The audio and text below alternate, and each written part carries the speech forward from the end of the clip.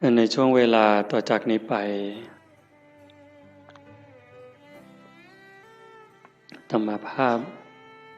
ก็ต้องขอถือโอกาสใช้เวลาในส่วนนี้เพื่อจะได้น้อมนำเอาพระสัทธรรมอันเป็นหลักธรรมคำสอนขององค์สมเด็จพระบรมศาสดาสัมมาสัมพุทธเจ้ามาปรารภให้ญาติโยมทั้งหลายให้ได้ยินได้ฟังเพื่อเสริมสร้างศรัทธาคือความเชื่อปาสาทะความเลื่อมใสพร้อมทั้งวิริยะความภาคเพียรให้เกิดขึ้นมีขึ้นในดวงจิตดวงใจของญาติโยมทั้งหลายจนกว่าจะสมควรแก่การเวลาก็ขอเจริญพรญาติโยมที่ประนมมืออยู่ให้ได้วางมือลง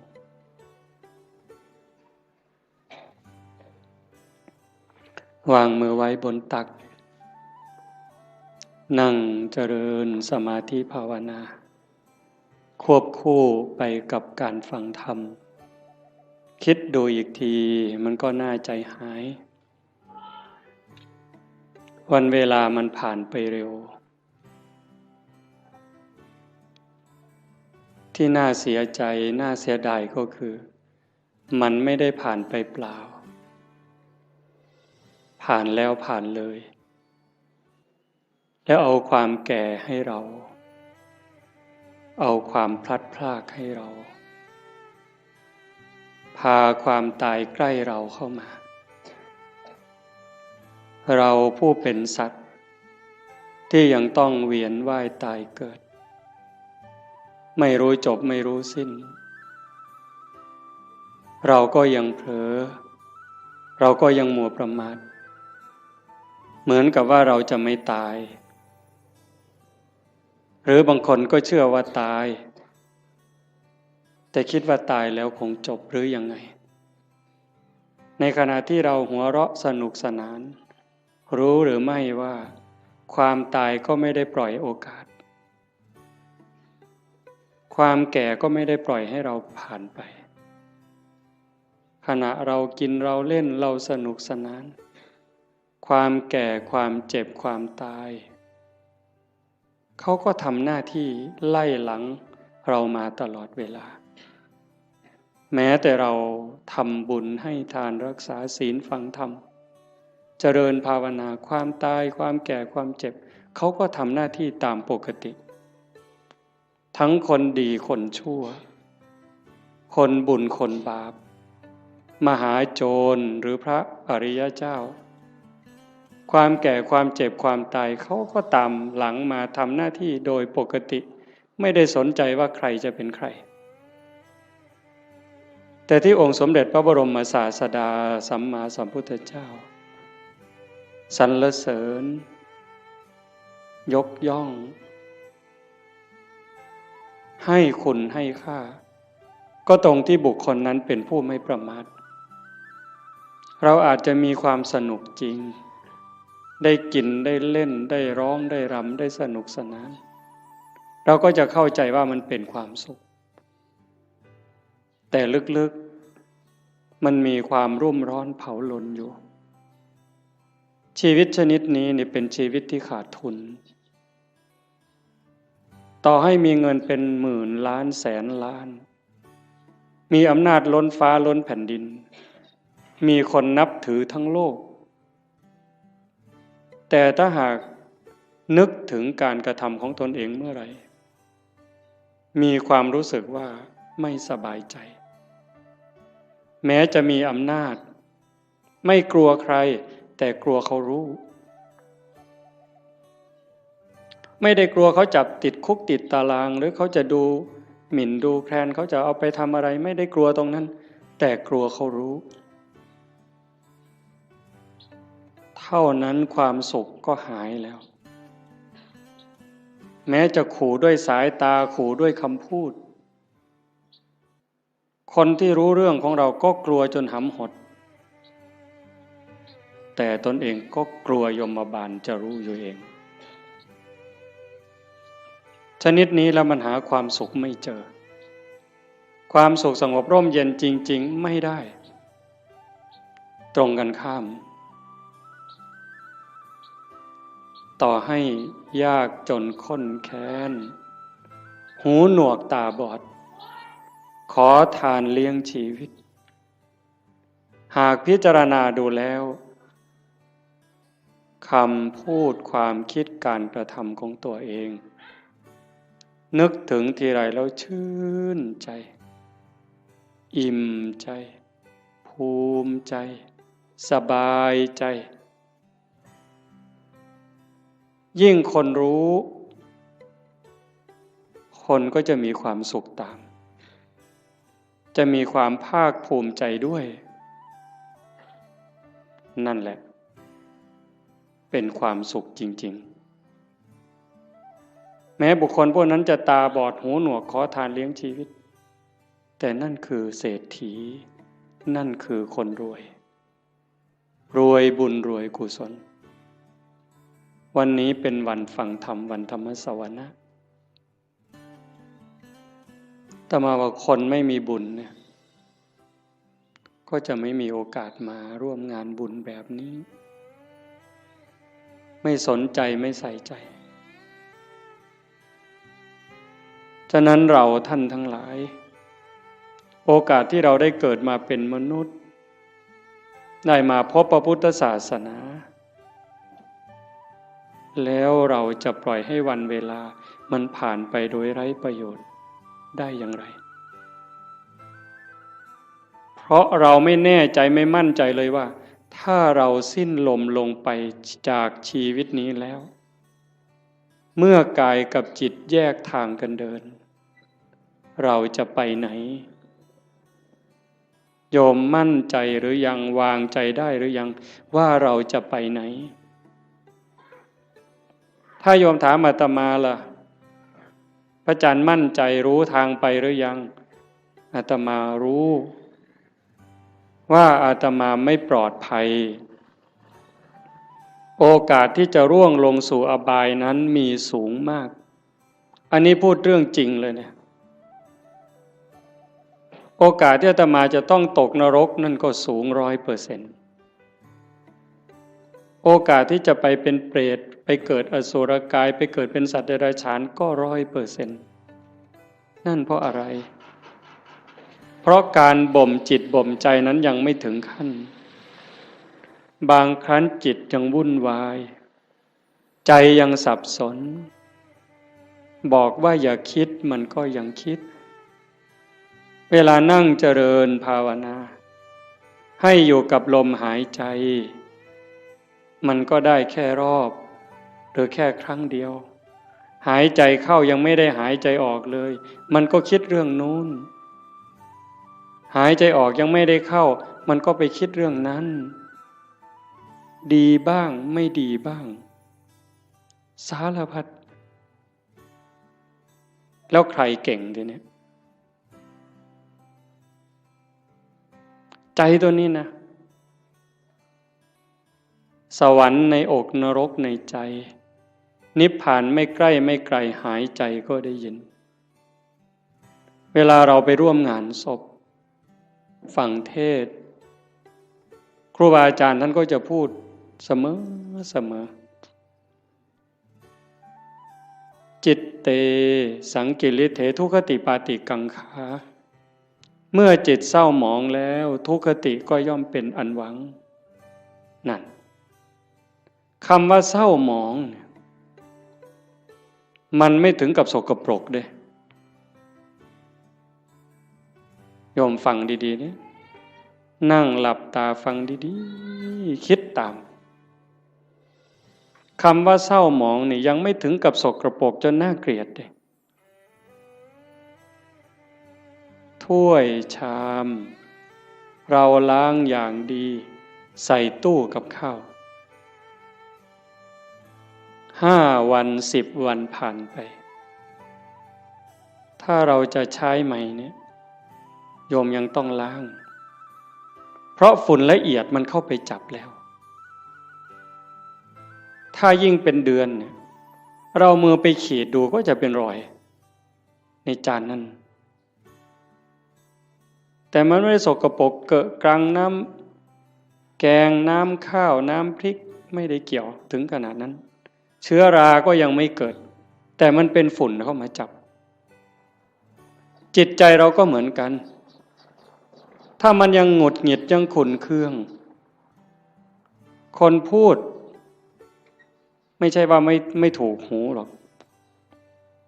มันเพียงแค่เกิดปฏิฆะขุ่นเคืองเท่านั้นจิตก็เศร้าหมองถ้ามันเกิดบ่อยมันก็จะพัฒนาการจากความหงุดหงิดธรรมดาเป็นความขุ่นเคืองหนักขึ้นจนเป็นความโกรธเป็นอาฆาตพยาบาทตามมาถ้าไม่รีบรักษามันยิ่งกว่ามะเร็งอีกเห็นไหมความโลภก็เหมือนกันความโกรธก็เหมือนกันความอิจฉาริษยาก็เหมือนกันเรื่องกิเลสราคะพวกเหล่านี้นิวรณ์เครื่องกั้นกามราคะเห็นไหมยิ่งปัจจุบันเนี่ยจิตใจคนไหลลงต่ำเรื่องผัวเรื่องเมียเรื่องเพศกามารมณ์เนี่ยมันกัดกินใจคนเนี่ยไม่รู้หนุ่มรู้แก่ไม่มีเวลากลางวันกลางคืนไม่รู้ใครเป็นใครเพราะมันมีสิ่งยั่วยุตลอดเปิดโทรทัศน์ขึ้นมันก็ยั่วแล้วเปิดวิทยุแทบขึ้นมันก็ยั่วแล้วยิ่งมีโทรศัพท์เล่นอินเทอร์เน็ตอะไรเฟซไลน์ลงไปนี่มันจะมีทั้งหมดเขาบอกอย่างนั้นก็จะไปเห็นอะไรหลายอย่างจิตก็จะแตกใจก็จะพังลูกหลานเราก็จนไม่เคารพพ่อแม่ลูกหลานไม่เคารพไม่เชื่อฟังพ่อแม่ลูกศิษย์ไม่เคารพครูบาอาจารย์พระเนนบางครั้งก็ไม่อยู่ในร่องในรอยเพราะสิ่งเหล่านี้จึงไม่แปลกที่พระพุทธเจ้าว่าจะไปแออัดยัดเยียดกันในนรกบ้างเปรตบ้างอสุรกายบ้างมากมายเหมือนดินในเม็ดดินในภูเขาหิมาลัยแต่มันก็ไม่เหลือวิสัยถ้าใครฝึกใครฝนใครอบรมบ่มจิตบ่มใจเนี่ยเพียรวันนี้ยังไม่ได้แต่ไม่ลดไม่ละในขณะที่เราเพียรฝึกขัดเกลาจิตใจตนเองแม้มันยังไม่สงบแต่บุญนั้นเราได้แล้วบุญนี่มันเกิดบุญนั้นมันได้ถ้าเราเพียรเราขัดเราเกลาจนกั้นจิตไว้หายใจเข้าก็ชัดเจนหายใจออกก็ชัดเจนช่วงที่เราเห็นลมเข้าชัดเจนลมออกชัดเจนช่วงนั้นกิเลสขาดไปจากใจ1 รอบ2 รอบ3 รอบขยายยืดเวลาให้มันมากขึ้นมากขึ้นมากขึ้นพอเรารู้จักขยายเวลาให้จิตอยู่กับความว่างจากความยึดมั่นหมายแห่งความเป็นตัวตนได้มันจะพัฒนาไปเรื่อยพรากเวทนาเวลาตาเห็นหูได้ยินจมูกได้กลิ่นลิ้นได้รสกายสัมผัสใจนึกคิดแล้วเราไม่ดึงเข้ามาเป็นเจ้าข้าวเจ้าของรู้แล้วก็ปล่อยมันเป็นเรื่องของธรรมชาติกลับมาอยู่กับอารมณ์ขององค์พระกรรมฐานไว้เรื่อยๆถ้าเราทำได้อย่างนี้บ่อยๆนั่นเก่งแล้วแกร่งแล้วถ้าเรารักษาจิตสภาพนี้ไว้ได้ในขณะเป็นอยู่ในขณะเจ็บป่วยหรือขณะใกล้ตายจิตเราก็จะไปอีกทางหนึ่งจิตเตอสังกิริเถสุขติปาติกังขาเมื่อจิตไม่เศร้าหมองแล้วสุขติก็ย่อมเป็นที่หวัง เรื่องนี้มันอาจจะฟังยากไม่สนุกฟังแบบหนึ่งมันไม่สนุกเลยแต่ถ้าคนรักตนเองล่ะถ้าคนที่รักตนเองสงสารตนเองห่วงใยตนเอง ห่วงใยจิตวิญญาณตนเองนี่ฟังเรื่องนี้นี่มันจะสนุกมากมันจะดูดไปเลยฟังแล้วสนุกอยากติดตามอยากทำความเข้าใจมันจะติดตาม แต่ติดตามเฉยๆมันก็จะไม่รู้ถ้าเราฝึกด้วยอย่างตอนนี้เนี่ยเอาคนที่พอสู้ได้เด้ยืดตัวตรงๆหายใจเข้ายาวๆลึกๆทำใจสบายๆปล่อยลมยาวๆสบายๆไม่กดไม่เกร็งพยายามตามเข้าตามออกหรือดูที่จุดลมกระทบถ้ามันเห็นอย่างนั้นความอิ่มใจมันจะเกิดวันหนึ่งสองสามวันนี้ยังไม่เท่าไหร่ถ้าเราทำไปเรื่อยๆผ่านวันที่สามผ่านวันที่สี่น้ำตาเริ่มมีนึกอะไรน้ำตาก็จะไหลมีความทุกข์ความวิตกกังวลพอน้อมจิตมาดูลมให้แนบสนิทสติดูที่จุดลมกระทบแนบสนิทลากลมละเอียดเข้ายาวออกยาวความรู้สึกเป็นสุขอิ่มเอิบใจมันก็เกิดมาอันนี้ยังไม่ใช่วิเศษวิโสอะไรหรอกเป็นเรื่องธรรมดาถ้าเราทำไปเรื่อยๆกลั่นจิตกลั่นใจของเราอย่างนี้บุญนั่นมันมากกว่าทอดกฐินเป็น800 ล้านไม่ต้องลงทุนลงแรงเลยนะบุญนี่มันต้องใช้ทุนใช้เงินใช้ทองอยู่ในบางเรื่องทานเนี่ยแต่ว่าการยกจิตยกใจเนี่ยมันไม่ได้ใช้อาศัยบ้างนิดหน่อยการให้ทานเป็นเพียงแค่เครื่องประดับจิตประดับใจให้จิตใจได้อิ่มเอิบได้เป็นเครื่องหมายแต่ถ้าเราทานตัวนี้บริจาคความโกรธบริจาคความหงุดหงิดขุ่นเคืองความเห็นแก่เนื้อแก่ตัวความรู้จักเอารัดเอาเปรียบเนี่ยพยายามสลัดสิ่งนี้ออกไปให้ทานความสะดวกสบายออกไปฝึกฝนอบรมตนพอเราทำอย่างนี้บ่อยๆมันจะได้ติดในองค์อาตมารับประกันเลยนะรับประกันแม้เราจะทุกข์จะยากจะเหน็ดจะเหนื่อยปวดหลังปวดเอวปวดแข้งปวดขาก็เถอะเมื่อเราเพียรทำเข้ามันจะรู้สึกชอบรู้สึกยินดีรู้สึกพอใจแม้บางครั้งที่เราเผลอพอมันทำจนชินบ้างแล้วเวลาเราเผลอมันลักมาอยู่กับลมหายใจความรู้สึกตัวสติสัมปชัญญะลักมาอยู่กับลมหายใจเหมือนกับตอนแรกๆเราฝึกกำลังเดินจงกรมกำลังนั่งสมาธิมันลักไปอยู่กับลูกกับหลานลักไปอยู่กับไร่กับนากับทรัพย์สินสมบัติแบบเดียวกันจิตมันกำลังจะไหลมาทางดีนี่นะเป็นสิ่งที่เราจะได้พึ่งพาอาศัยญาติโยมฟังอีกครั้งสิ่งที่เรากำลังมาทำไม่ว่าจะเป็นการให้ทานก็ตาม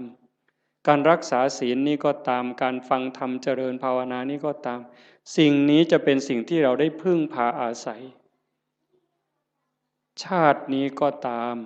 ชาติหน้าก็ตามชาติต่อไปก็ตามแม้เวลาเจ็บเวลาป่วยเวลาใกล้ตายจะได้อาศัยสิ่งนี้ยิ่งกว่าแก้วแหวนเงินทองแก้วแหวนเงินทองลูกหลานสามีภรรยาจะมีมากมายมียศมีตำแหน่งยิ่งใหญ่ขนาดไหนถึงเวลาเราเจ็บไข้โยมไปดูเถอะอยู่ในหมู่บ้านก็ตามโรงพยาบาลก็ตามถึงคราวเจ็บป่วยหนักเข้าจริงๆเนี่ยคนจะรักเราจะเป็นสามีภรรยาเป็นลูกเป็นหลานเป็นพ่อแม่พี่น้องเพื่อนสนิทมิตรสหายเขาก็ช่วยไม่ได้แบ่งเจ็บไม่ได้แบ่งป่วยไม่ได้ผ่าตัดแทนไม่ได้กินยาแทนไม่ได้แล้วความหวาดกลัวที่มันเกิดล่ะถ้าบอกว่าต้องผ่าตัดหวาดกลัวไหมกลัวมีดหมอไหม กลัวจะสลบไม่ฟื้นไหมใครแบ่งล่ะพ่อแม่พี่น้องสามีภรรยาเพื่อนพ้องก็เพียงแค่ให้กำลังใจใจดีๆไม่เป็นไรหรอกเขาก็พูดได้เพียงแค่นั้นแต่ถ้าถามว่าถ้าเป็นเขาล่ะก็ไม่ได้ต่างจากเราหากเราฝึกจิตฝึกใจให้มันมีความมั่นคงเนี่ยทำจิตให้มันเกิดความมั่นคงมันไม่หวั่นไม่ไหวตรงนี้นี่ได้เปรียบตายก็ไม่ว่าเป็นอย่างนั้นจริงๆไงโยมเวลาที่เราฝึกสติฝึกสมาธิได้เกิดความมั่นคงมันจะไม่กลัวยิ่งเราทำบุญไปบ่อยๆบ่มบุญบารมีไปเรื่อยๆอันนี้เป็นทุนอยู่แล้วแต่ตัวที่เราฝึกจิตฝึกใจให้เกิดความมั่นคงไม่หวั่นไม่ไหวอันนี้จะหนุนสูงที่สุดยิ่งปัญญารอบรู้เห็นว่าชีวิตเกิดมาแล้วมันเอาแก่มาด้วยมันเอาแก่มาด้วยเอาเจ็บมาด้วยเอาพลัดพรากจากสิ่งรักสิ่งที่หวงแหน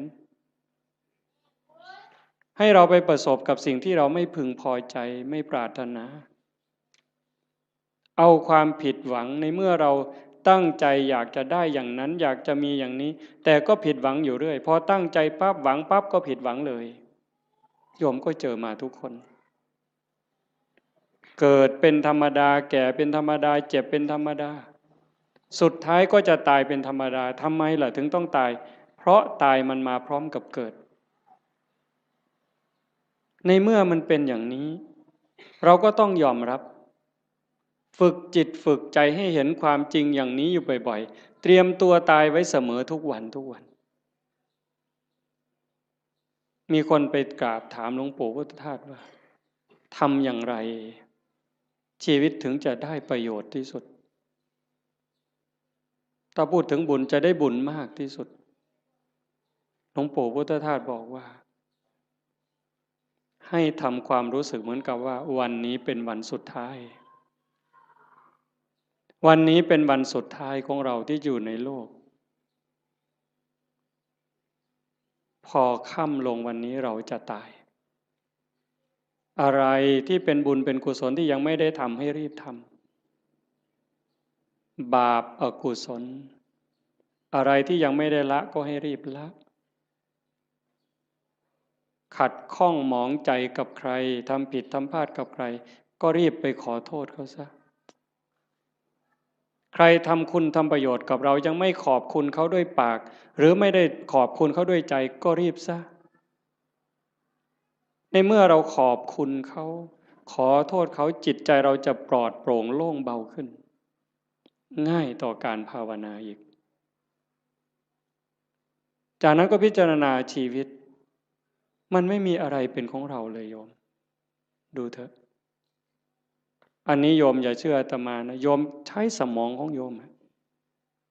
ธรรมะมันอยู่ที่ใจเราโยมไม่ได้อยู่ที่คำพูดไม่อยู่ในหนังสือไม่อยู่ในพระไตรปิฎกเลยไม่ใช่เลยอยู่ในใจเนี่ยตัวรู้โยมมีพร้อมทั้งหมดทุกคนไม่ได้ต่างกันเวลาโกรธเนี่ยถ้าไม่มีธรรมะต่างคนก็ต่างอวดกันเนี่ยอวดความเกรี้ยวกราดความแกร่งกล้าความเลวร้ายของตนเองอวดโง่เขาว่าอย่าอวดดีนี่อาตมาว่ามันดีถ้ามีดีให้อวดนี่รีบอวดแต่ส่วนมากอวดโง่เห็นไหมกินเหล้าเลย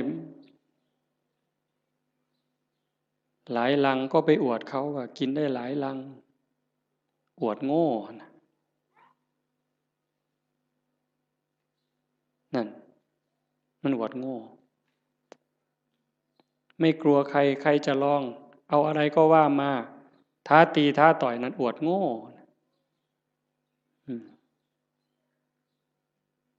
แล้วทำไมว่านั่งสมาธิได้3 วัน ไม่ขยับเลยมาแข่งกันไหมเนี่ยทำไมไม่มีใครคุยตัวนี้แต่เรื่องกินเหล้าเรื่องเล่นการพนันเรื่องเจ้าชู้ซ้ำซ้อนเรื่องรักเรื่องขโมยเอามาอวดคุยกันโอ้สิ่งที่เอามาอวดมาอ้างกันนั้นถามว่าเป็นบุญไหมไม่มีเลยเป็นประโยชน์ไหมไม่มีเลยแต่เรื่องนั้นทำจริงเด้ทุ่มเทตลอดชีวิตเด้นั่งเล่นไพ่ทั้งคืนนี่ไม่เยี่ยวเลยหุ่นมันเก่งแห้งเลยบ่ปวดเงี้ยวเลยแต่นั่งสมาธิหาหน้าที่เนี่ยข่อยทิกแล้วทิกอีกแล้วข่อยจะไปแล้วเนี่ยมึงที่หลังมันโงนปานนั้นเพิ่นว่าเพิ่นเก่งเนี่ยกันบ่ถูกใจมากอย่าจับกูขามันเพิ่นเด้เบิ่นอยู่ดาวบัดเขาโยใส่ถอยหลังจากรถบัดนี้มันบ่จริงหรอก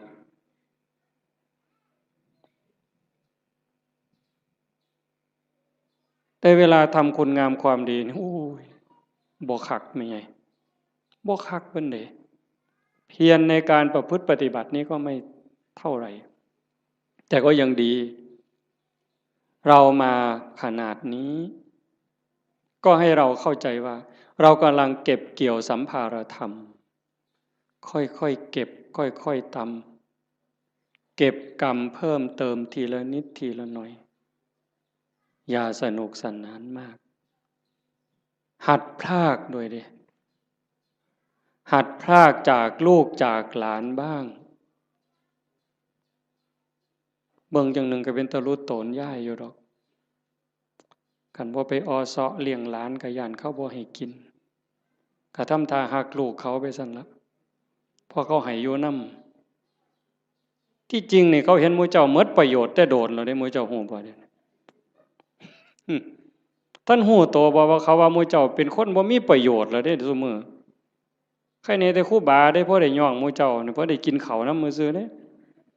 คันลองหมู่เจ้าจังหันบ่ได้โลดครูบาก็บ่เบิ่งหมู่เจ้าพอตายคือกันนี่หิฟ้าวเฮ็ดบุญฟ้าวภาวนาลงวัดลงว่าเอาจริงเอาจังมันสิมีเวลาอีกจักมื้อเจ้าว่าอีกจักหน่อยก็ออกพรรษาแล้วอีก7มื้อนึงลมวีมันนี่ไทจำบีก็ออกเที่ยวซั่นเด้เพิ่นว่าลมวีไทจำบีออกเที่ยวจักสิไปไสแล้วไทจำบีก็ได้ผู้สิตายแน่นี่ล่ะหาเลิกหายามแล้วเพิ่นสิสึกเพิ่นสิไปรวยเพราะปันเก่าหั่นล่ะมันสิได้พอ3มื้อบ่หัวตีดินคือเก่าอย่ามาคุยโตเว้ยสิสึกเป็นเลี้ยงแม่บ่มีผู้อยู่นำพ่อนำแม่เพิ่นเอาคือดอกโอ้ยบ่เห็นกลุ่มมือจักหลายออกไปปั๊บศพอยู่แก่คันหัวพุ่นบ่พอข้าวตีกันแล้วบักทิศนั่นเพิ่นว่าแม่ยากอีกบัดนี้ไปเว้าคว่ำไปเสียค่าเหล้าให้มันบักทิศทิศมาจากคำว่าบัณฑิตผู้ฮู้ผู้ฉลาดฮู้ดีฮู้ชั่วหมดแล้วเป็นยังไปฆ่ากันตีกันให้แม่ยากแว้งให้แม่ไปเสียค่าเหล้ามันปลอมบวชมันจะ3ศาสตร์พุ่นครูบา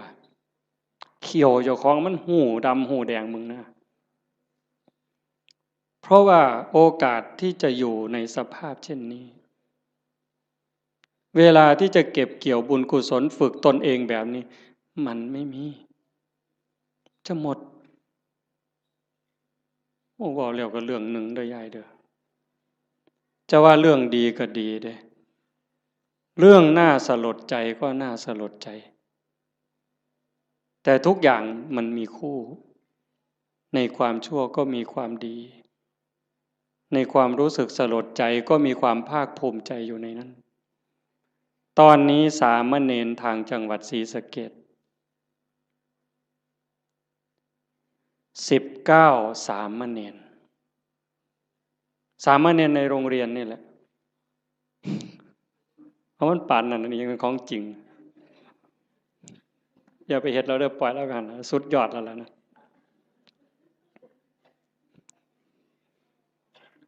สามเณร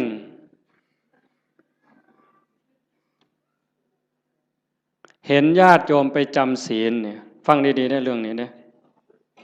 สามเณรเห็นญาติโยมพ่อใหญ่แม่ใหญ่ไปจำศีลวันพระไปอยู่วัดโยมตั้งใจไปปฏิบัตินิมนต์พระพาเดินจงกรมพระกับผ้ายางจงกรมบ่ได้บูจักดอกเฮ็ดเอาโลดพาทำวัดในขน่อยว่าไปโลดมื้อเจ้านั่นว่าไปโลดบ่แม่นแถวร้อยเอ็ดได้บ่เพิ่นศรีสะเกษดอกมาหัวเฮ็ดหยังเดี๋ยวนี้ครูบาว่าเฮ็ดเอาโลดทำยังไงหลายปีผ่านมา3 ปี5 ปีสามเณรน้อยๆนี่มีใจสามเณรน้อยนี่มีใจขออนุญาตไปปฏิบัติธรรมแบบหนักๆเลยตื่นตี 2นอน4 ทุ่มไม่พูดไม่จา19สามเณรเนี่ยไปเพื่อฝึกเดินจงกรมฝึกนั่งสมาธิเพื่อจะมาพาคุณยายทั้งหลายที่ไปจำศีลในแต่ละวัดเนี่ยสามเณรตั้งแก๊งสามเณรเพื่อจะไปสอนญาติโยมปฏิบัติธรรมเนี่ยตรงที่สลดใจก็คือพระสงฆ์องค์ข้าเจ้าไม่ทำหน้าที่ตรงนี้ตรงที่น่าภูมิใจก็คือลูกเนนนี่ตัวเล็กๆ14 ปี15 ปีรักบ้านรักเมืองรักพระพุทธศาสนานึกถึงบุญคุณข้าวน้ำของญาติโยมที่ใส่บาตรให้ปัจจัยไปเรียนหนังสือ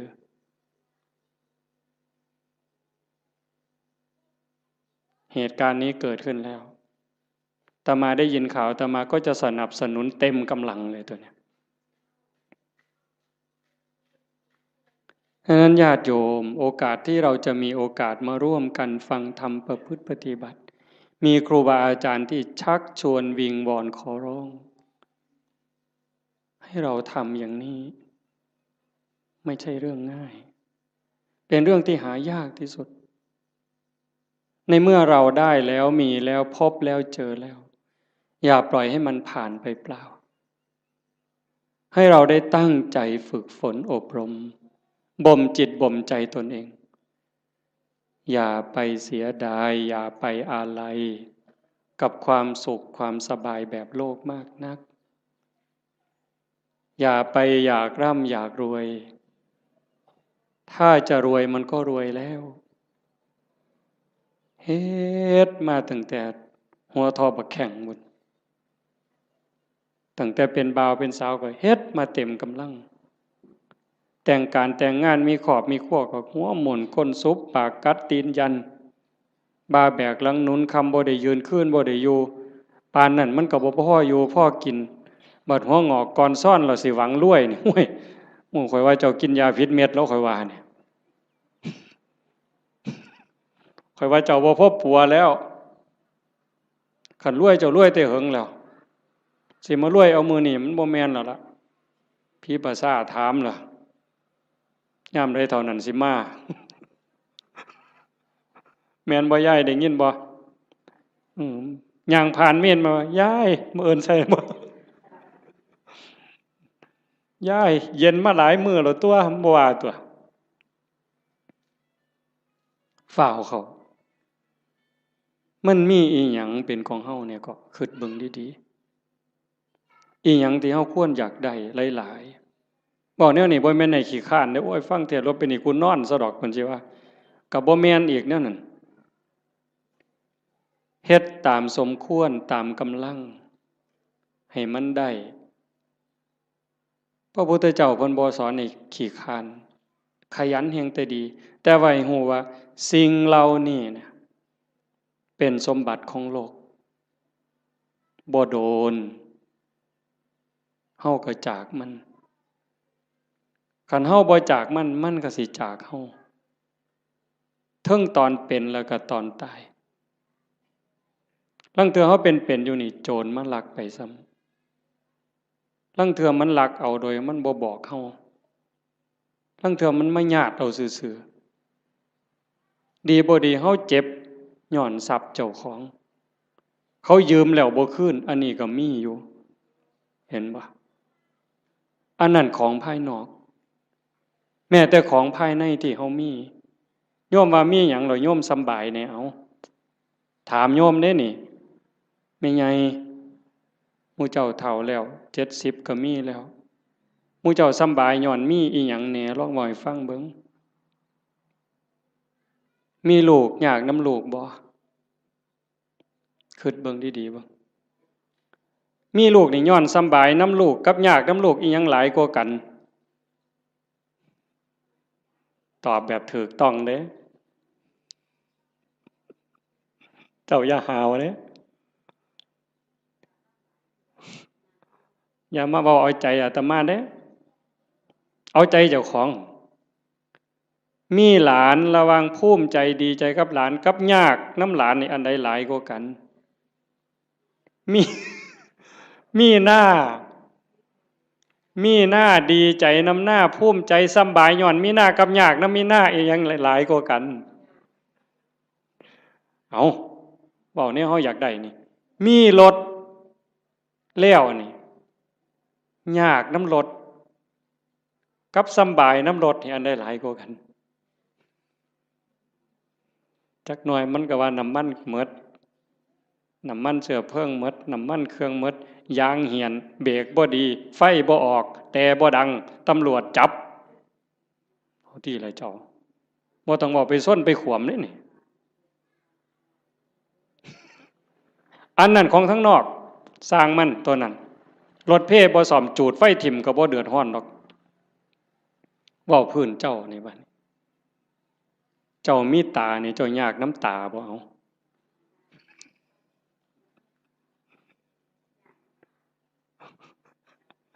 บ่ทันว่าไปฮอดขาดอกบ่ซ้ำตานี่เอายากน้ำมันบ่นี่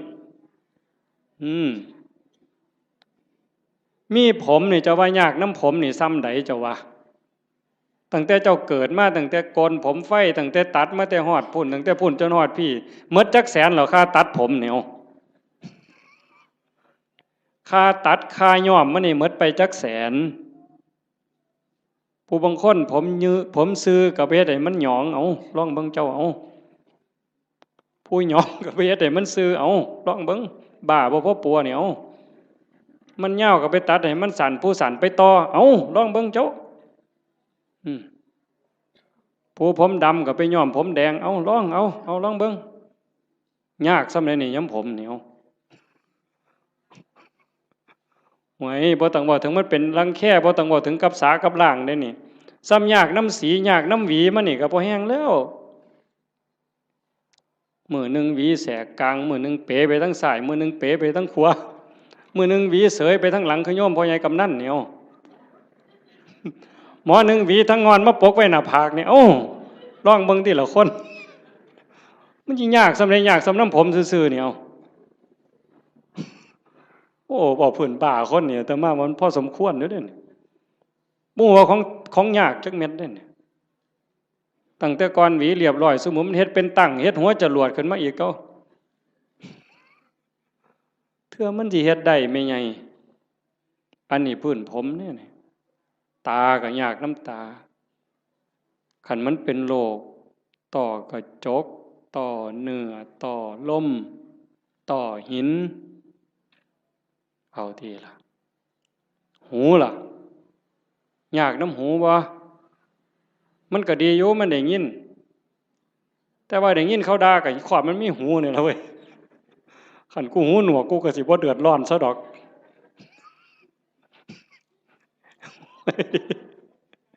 มึงที่ละ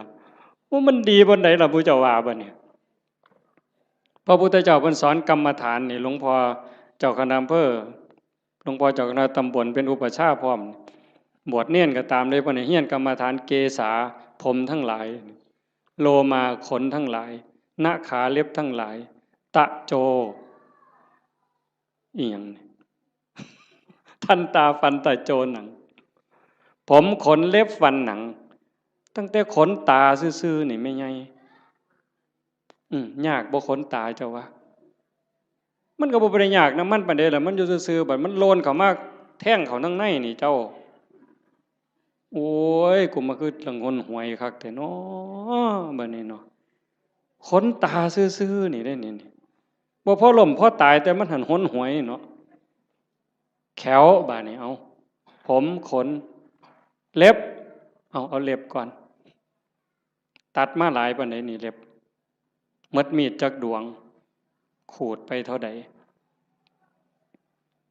อันนี้ง่ายๆได้แบบครูบาตัดทิ่มแล้วกันแล้วแต่คันของไม่ออกได้บัดนี้ซุมื้อนี้ย้อมสีซื่อๆก็บ่พอจักเอาหยังมาแต้มอีกบัดนี้โอ้ยแต่งเล็บเทื่อนึงนี่ซื้อปุ๋ยได้3กระสอบแม่ใหญ่บ้าบ่จะว่าหั่น จักเล็บมือเล็บตีนเนี่ยอันนี้กรรมฐานในพระพุทธเจ้าให้เฮียนเด้เล็บตีนผู้บางคนก็ตัดเองบ่ได้ไปให้เขาตัดให้อันไข้อยู่ค่ะมันบ่เจ็บบ่ปวดสมัยนี้บ่มีผู้ใดเป็นเล็บตีนสักปานใดติเนาะจักสิว่าปวดจักสิว่าคันจักสิว่าเจ็บเหม็นก็เหม็นเว้ยแต่ว่ากีมแล้วเพิ่นบ่ถิ่มเด้อล่ะเป็นอยู่บ่ทั้ง101นี่กีมเล็บตีนเน่ามาดมนึงโอ้ยข่อยว่าพ่อไปถิ่มหมดทุกคนนั่นล่ะเว้ยบ้าใหญ่อยู่เด้นี่คันว่าเจ้าของดีหมดได้ไผก็ได้บัดเบิ่งจังซี่ล่ะมันบ้าคือดีเจ้าทบทวนเจ้าของให้มันคักๆโลดแขวบัดนี้เบิ่งเด็กน้อยซุมื้อมันเอาหยังสัดแขวมันน่ะจักสีหยังตัวสีหยังแปลงแล้วก็บ่พอต้องมีแนวมาม่วนปากอีกเขาก็หนูทางมาโฆษณาล่อเฮาเด้เห็นแนวม่วนปากกันเนี่ยถ้ามาบ่หารใส่เว้ยโยมเอามาถวายยามใดอาตมาก็มีแต่ขี้เดียดไว้จักคิดแนวใดอาตมาบ่เข้าใจเจ้าของคือกันล่อให้ผู้อื่นเสยเอาไปแนวว่าซั่นปานเฮาสิโซกปรกปานนั้นเนาะสีแขวเราก็สิแล้วตัวเว้ยม่วนปากเราก็สิแล้วตัวยังสิมาม่วนปากอีหยังลิตเตอรีนอีกทุกซอกทุกมุมอยู่กูบ่ใส่น้ำสูกูบ่ปวงปานนั้นดอกเว้ยบัดมันแขวปวดขึ้นมาเด้บัด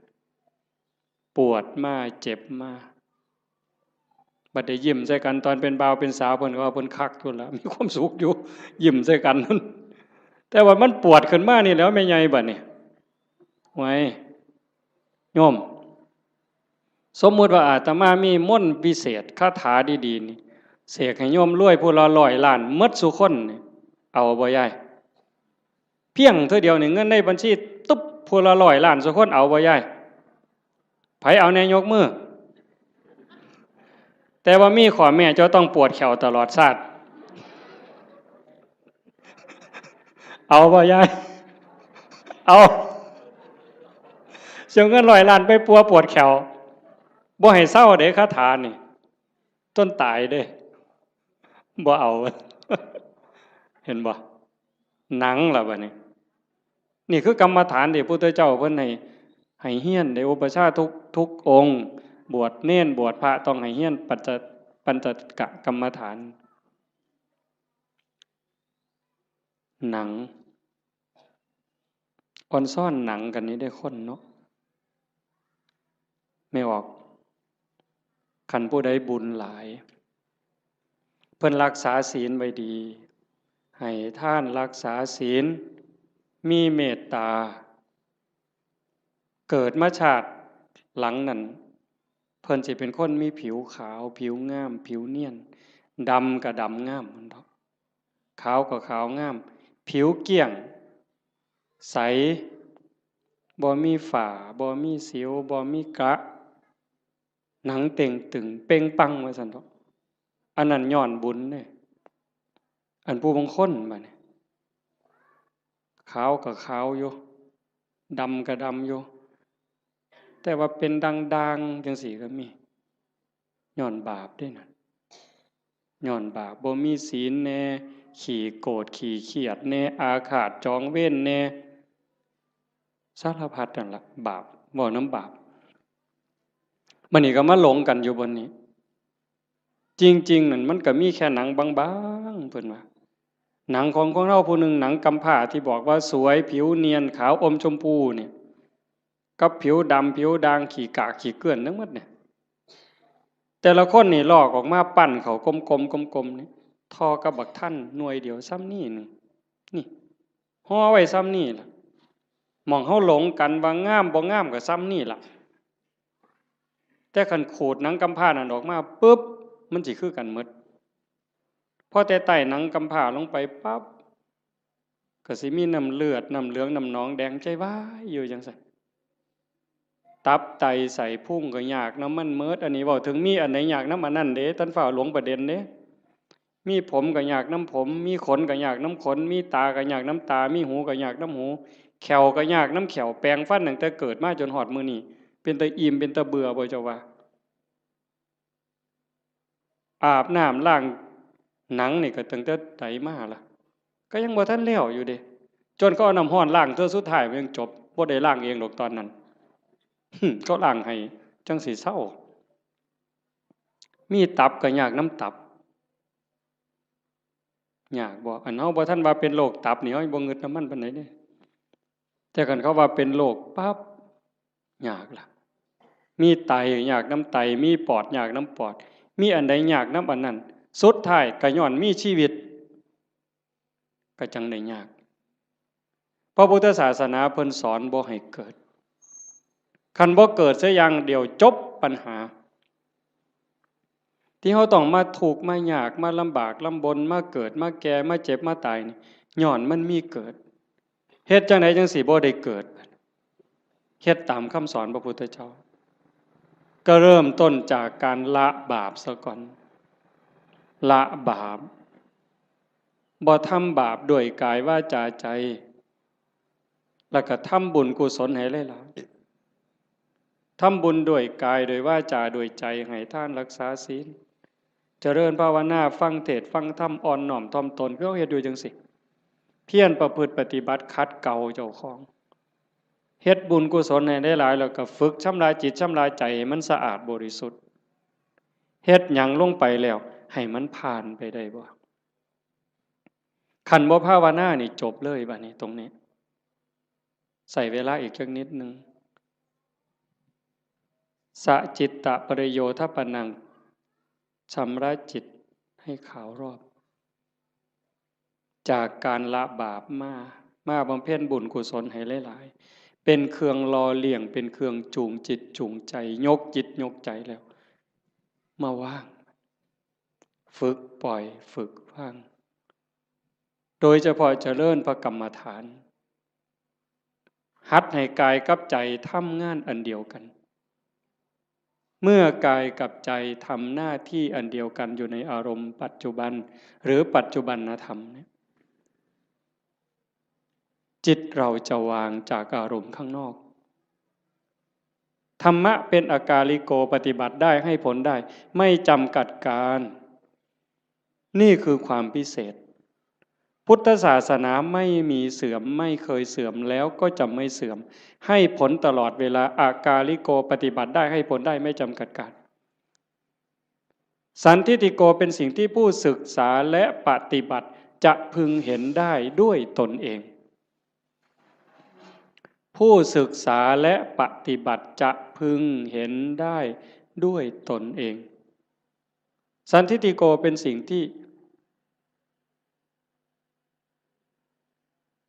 ผู้ศึกษาปฏิบัติพึงเห็นได้ตนเองอากาลิโกปฏิบัติได้ให้ผลได้ไม่จำกัดการเอหิปัสสิโกเป็นสิ่งที่เรียกให้มาดูท้าพิสูจน์เรียกมาดู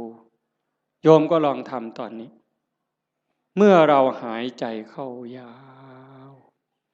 สบายลองดูนี่หรือจะยุบหนอพองหนอพุทโธสัมมาอรหังอะไรก็ตามคือกันเหมิดอย่าไปเถียงกันเด้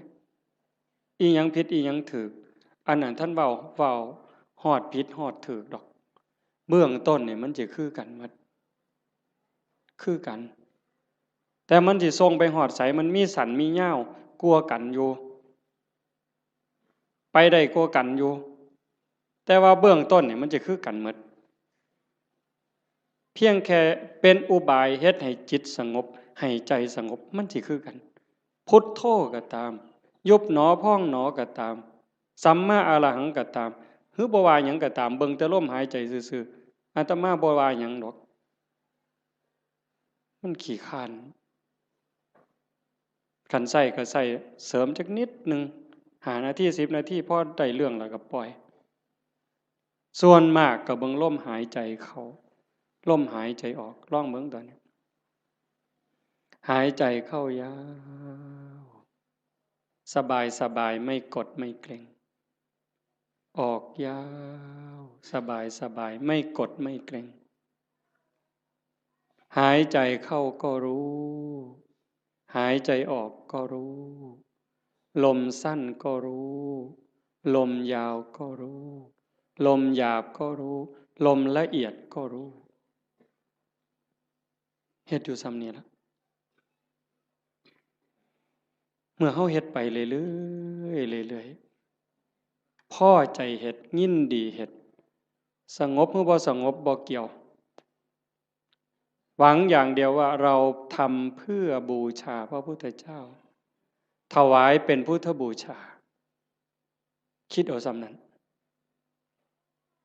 บ่ต้องหวังดอกว่าสิไปเห็นเลขเห็นหวยเทวบุตรเทวดานรกสวรรค์สิให้ดีกว่าไผก็บ่ว่าบ่อยากให้ไผย่องซ้ำบ่งึดแต่เฮาจะเฮ็ดเพื่อถวายเป็นพุทธบูชาแต่อย่าลืมว่าทุกครั้งที่เรามีสติในปัจจุบันธรรมหายใจเข้ารู้หายใจออกรู้นั่นเป็นการพรากจิตจากอดีตพรากจิตจากอนาคตถ้าอยู่กับปัจจุบันได้นั่นคือชำระจิตอยู่ตลอดถ้าเราย้อนไปสู่อดีตปั๊บความทุกข์จะเกิดทันทีอย่าเชื่อเด้ผู้ศึกษาและปฏิบัติจะพึงเห็นได้ด้วยตนเองเด้เมื่อจิตย้อนไปสู่อดีตจะเป็นต้นเหตุทันทีจิตที่ส่งออกนอกเนี่ยเป็นสมุทัยผลที่เกิดจากจะส่งจิตออกนอกเนี่ยจะเป็นทุกข์ย้อนไปอดีตปั๊บคือเห็นตอนเป็นบ่าวเป็นสาวมือเจ้าไปเลี้ยงงัวไปจีบกันเป็นยังไงคือหอดความเก่าความหลังจิตหล่องลอยไปแล้วลังเธอก็ดีใจก็ย้อนความหลงนั่นแหละทุกข์ได้ฮะเห็นเขาบอกให้เสียใจเห็นเขานอกใจคือคนนั้นด่าคนนี้ว่าเฮาคนนั้นเอาเปรียบเฮาทุกข์อีกโกรธอาฆาตเป็นทุกข์เห็นบ่ขันบ่ย้อนไปอดีตเตลิดไปสู่อนาคตมื้ออื่นสิเป็นจังใดสิกินหยังอยู่หยังลูกสิเป็นจังใดหลานสิเป็นจังใดทุกข์อีกล่ะวาดวิมานในอากาศหวังกระทุกข์แต่ขันอยู่กับปัจจุบันปั๊บย้อนกลับมาอยู่ในลมหายใจหรืออยู่ที่พุทโธหรือสัมมาอรหังยุบหนอพองหนอปั๊บจิตพรากจากอดีตพรากจากอนาคตมาอยู่กับปัจจุบันจิตจะมีความสงบขึ้นมาถ้าเขาทำให้มันต่อจาก1 รอบหายใจเข้ายาวรู้ออกรู้1 รอบเข้ายาวออกยาว2 รอบขันติดต่อกัน1 รอบ2 รอบ3 รอบ4 รอบเก่งเด้บ่เฮ็ดได้ง่ายปานใดเด้ลองเบิ่งนี่เอายืดตัวตรงๆสบายๆแขนขาบ่ต้องเกร็งหายใจเข้ายาวออกยาวให้มันเห็น1 รอบถือว่าเก่งแล้วเห็นลมเข้ายาวๆออกยาวๆแบบจิตบ่แป๊บๆบ่ไปทั้งหน้าบ่มาทั้งหลังแต่อยู่กับหม่องจุดลมกระทบหรือสิตามลมไปก็ตามเห็นจังสั่นชัดเจนปั๊บนี่แม่ใหญ่ได้บุญหลายกว่าทอดกฐินเด้อเห็นลมเข้าลมออกรอบเดียวนี่ล่ะหายใจเข้าปั๊บสุดปุ๊บมันหยุด นิดนึงมันออกมายาวปึ๊บหยุดปุ๊บซ้ำนี่ได้หลายกว่าทอดกฐิน1 กองขันมันได้2 รอบล่ะหลายกว่ากฐิน3 กองขันมันได้3 รอบหลายกว่ากฐิน5 กองเฮ็ดไปเรื่อยๆเรื่อยๆความมั่นคงความหนักแน่นความมีเหตุมีผลมันจะเกิดขึ้นมาเลยอาตมาเห็นแนวนั้นเด้ความมั่นคงความบ่ย้านบ่หวั่นบ่เกรงคันมันถูกแล้วก็ถูกหลดตรงนี้มันจะเป็นสมบัติซอยเฮาย่ามเจ็บย่ามไข้ย่ามผิดหวังย่ามสมหวังมันก็จะไหลไปเรื่อยจากการได้ความสงบความร่มเย็นบางสีบ่หาแต่หลายดอกบ่ทันเก่งอีหยังดอกทำนั้นแต่มันจะพัฒนาไปมันจะลุ่มลึกไปโดยลำดับลาดเอียงไปโดยลำดับไม่โกรกชันเหมือนภูเขาขาดพระพุทธเจ้าพูดว่าซั่นเด้ธรรมะของพระองค์นั้นลุ่มลึกไปโดยลำดับลาดเอียงไปโดยลำดับไม่โกรกชันเหมือนภูเขาขาดมันจะคอยเพิ่มคอยเติมคอยเพิ่มคอยเติมความหนักแน่นความร่มเย็นหลายขึ้นความสุขหลายขึ้นนะยายพระพุทธเจ้าเพิ่นบอกว่านัตถิสันติปรังสุขขังความสุขอื่นยิ่งกว่าความสงบไม่มีบ่มีบนเถียงเด้ความสุขอื่นยิ่งกว่าความสงบบ่มีอันนี้เพียงแค่เฮาสงบกายสงบภายนอกการเฮาอยู่บ้านเสียงโทรทัศน์เสียงหมาเสียงแมวเสียงลูกเสียงหลานเสียงวิทยุเสียงมอเตอร์ไซค์เสียงเด็กน้อยตีกันขากันหายแอวหนหูหนหวยจักหยังตัวหยังเป็นจังไดบัดเฮามาอยู่วัดปุ๊บงัวก็บ่ยากหน้าก็บ่ยากหลานก็บ่ยากลูกก็บ่ยากอยู่แต่เจ้าของเป็นจังไดซ้ำนี่สำบายขึ้นอันนี้ทั้งนอกเด้ถ้าใจเฮาที่มันเคยวุ่นวายเดี๋ยวก็ไปฮักเดี๋ยวก็ไปสั่งเดี๋ยวก็อิจฉาเดี๋ยวก็น้อยใจเดี๋ยวก็ดูหมิ่นดูแค้นผู้อื่นรักโกรธเกลียดกลัวทั้งรักทั้งโกรธทั้งเกลียดทั้งกลัวทั้งย้านมันรบกวนจิตอยู่ตลอดขึ้นลงแต่คันเฮาอยู่กับลมหายใจคือพุทโธปึ๊บหายใจเข้ารู้หายใจออกรู้ปึ๊บเข้าหูออกหูเข้าหูออกหูจิตเริ่มนิ่งลงสงบลงสงบลงความอิ่มใจมันจะค่อยเกิดเอาไปเอามาพอ3 มื้อ4 มื้อ5 มื้อนั่งอยู่ซื่อๆน้ำตาก็ไหลดิไม่ออกสิเคยหลายคนเวลาตั้งใจเฮ็ดเนี่ยตั้งเถื่อคิดฮอดแม่คิดฮอดพ่อคิดฮอดผู้มีคุณคันเพิ่นยังอยู่ก็อยากให้เพิ่นได้เฮ็ดคิดฮอดเพิ่นอยู่ไสน้อมันเฮ็ดแทนบ่ได้เงินแสนเงินล้านก็ซื้อบ่ได้คันเพิ่นตายแฮงแต่คิดฮอดหลายเบิดเพิ่นเว้ากันบ่ฮู้เรื่องจักอยู่ไสชีวิตเฮาก็ได้มาจากเพิ่นเนาะได้อยู่ได้กินก็ย้อนเพิ่นได้เป็นขู่เป็นคนมาฮอดมื้อนี้ก็ย้อนเพิ่นสิตอบแทนแนวใดคิดไปจังซี่ก็น้ำตาพังยาวๆๆเฮ็ดจังไดบัดนี้สรุปโอ้ยเฮาก็ต้องเฮ็ดดีแล้วบัดนี้แม่ตายจากพ่อตายจากเพิ่นมาเฮ็ดนำเฮาบ่ได้ชีวิตเฮาก็เป็นของเพิ่นเฮาเฮ็ดดีเพิ่นก็ได้นำสิตั้งใจเฮ็ดดีเว้าก็ให้มันดีเป็นประโยชน์กับตนเองและผู้อื่นอันใดสิเป็นประโยชน์กับโลกกับสังคมกับประเทศชาติกับศาสนาทุ่มเทโลดบัดพ่อก็สิได้นำแม่ก็สิได้นำคนดีมันเกิดขึ้นบ่นี้โยมพอมันสิได้พิจารณาเองของมันจากนี่ผ่านไปก็เก่งไปนำอีกเบิดยามมีแนวมากระทบตากระทบจิตกระทบกายกระทบใจอิหยังก็แล้วแต่มันก็พากได้สติขึ้นมาปึ๊บน้ำตาขูอยู่ๆนี่มันหยุดจึกโลดเฮ้ยโง่ไปแล้วอันนี้บ่แม่นแล้ว ภาคความรู้สึกนั้นออกมาเป็นจังซี่เด้ยกจิตออกมาเลยเป็นผู้เบิ่งโอ้มันเป็นเรื่องธรรมดาตัวเกิดแก่เจ็บตายเป็นธรรมดามันก็สิสอนอีกเจ้าสิมาเสียใจหยังตอนนี้ตั้งแต่ตอนเพิ่นอยู่นำเจ้าคือบ่เฮ็ดดีนำเพิ่นนอกจากผู้ที่ตายไปแล้วผู้ที่ยังได้เจ้าเฮ็ดดีจังไดกับเขาอีกเจ้าสิมาห้องไห้ขึ้นฮอดแต่ผู้ตายบัดผู้ยังเจ้าบ่เบิ่งเอาเจ้าสิเสียใจอีกที่หลังบ่นี่มันก็จะสอนมาเองเจ้าของนี่สอนเจ้าของเป็นจังซี่ได้ยายจากนั้นตาเห็นหูได้ยินจมูกได้กลิ่นลิ้นได้รสสติมันมาท่านปุ๊บเคยหักมันก็สิตัดจึดออกบ่หักเคยเป็นตาสร้างมันสิตัดจึกบ่สร้างนำบ่หักนำบ่สร้างนำบ่ยินดีนำบ่ยินหายนำมันจะอยู่กับมันอย่างเดียวฮอดกินข้าวกินน้ำแซ่บมันก็บ่แซ่บบ่แซ่บมันก็บ่แม่นบ่แซ่บมันหู้ซื่อๆแล้วก็แล้ว